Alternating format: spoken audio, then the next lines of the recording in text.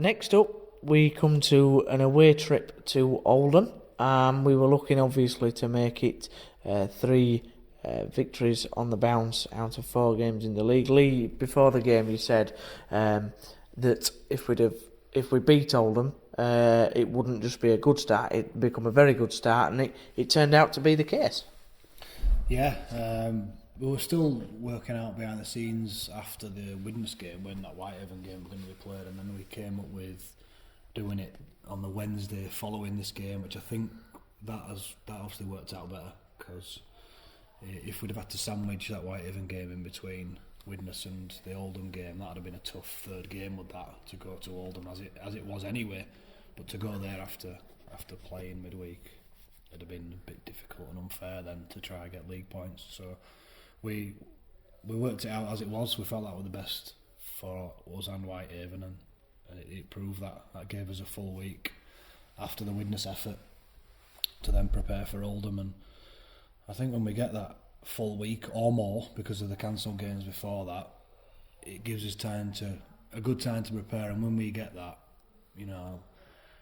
we tend to play all right, because the lads know the job and we practice what that job's going to be for that game. And we knew that we're going to be hard. If anything, this might have been the toughest game, because this is the one we sort of went in not being underdogs.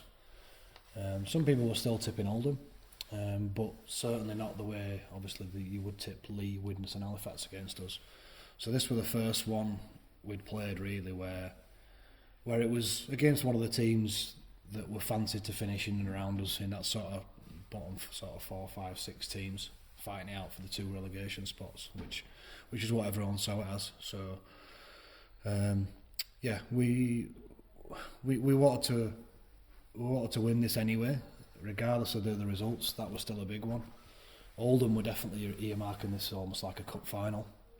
Looking at their first half a dozen fixtures, the really only winnable ones you would say from their point of view would be the Whitehaven away and then Dewsbury at home, and they'd won the Whitehaven one away. So if they were to beat us at their place, then it's a reasonable start for them. It would have also put them level with us on 2 wins each. So it's a pivotal game still, this one.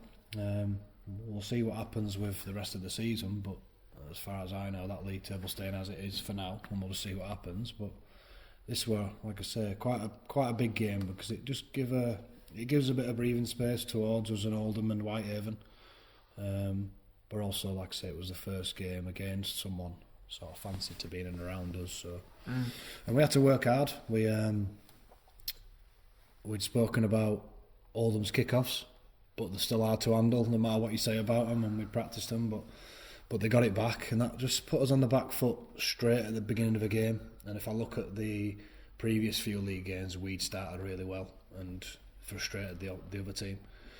We didn't quite get the opportunity to do this here, because we didn't catch the kick-off. We managed to defend the set, but then we kicked out on the full, and it were a patch where Oldham were dominant through field position, not through anything amazing that they've been doing, just from us not quite being able to get out of our own half. Even the try came from our scrum, coming out of our own line. So I weren't too worried. It's not like I was panicking, because I knew as soon as we got the dominant period, we'd then start seeing what we'd done against Lee, against Widnes and against Halifax, and sure enough, I got myself back into the game. Not been brilliant in the first half, to be honest. It was scrappy, not quite playing the game we'd played for large parts of the first 3 league games, but I think just through sort of sheer character and quality, we'd sort of got ourselves back into it. And nice sort of speculative from Paul. I think he just threw it, and if it'd have hit anybody there, they've got a chance of scoring. As it turned out, he went to Gibbs and he finished it nicely in the corner. The second half was a bit different. We camped Oldham in their half for a good sort of 15-minute period at the start, and that's what won us the game in the end.